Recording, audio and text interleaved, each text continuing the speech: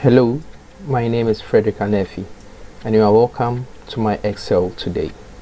Today we want to look at how smart you can really enter bullets in Excel. Some people even think that it's not possible to really add bullets in Excel. And the old ways which normally people use is to copy the data to Word, add bullets and bring it back to Excel. Some also use the insert symbol.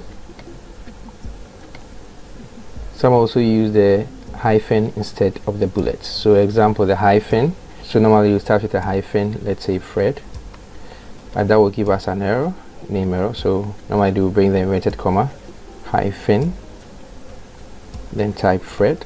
So then that's how you want to really add bullets. But the smartest way to do this is to use the Alt 7 key. That's the Alt plus 7. So then when you type Alt plus 7, you have a bullet in there, Fred, or Alt plus 7.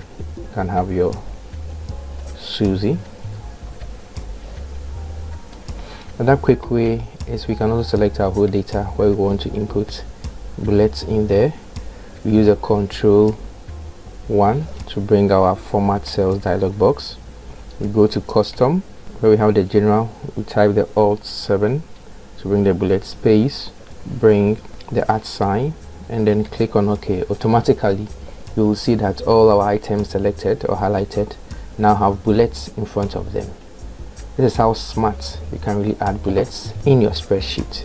Thank you very much for following us on eTeach Consult and have a wonderful day. Bye bye.